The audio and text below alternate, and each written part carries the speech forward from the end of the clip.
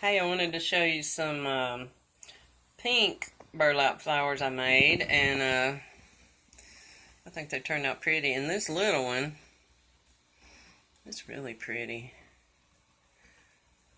I made it with this. I got it at Dollar Tree, but it was very hard to do because it's so small.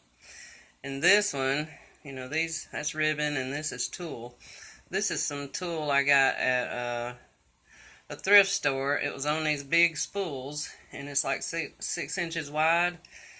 And so I think I triple folded it, or maybe just doubled it over, but I think it was triple, and kind of glued it together where it'd stay together as I rolled it. But yeah, I think they turned out pretty. And if you want to see my video on how to make them, I'll provide a link in the description. Thanks a lot. Hit like and subscribe.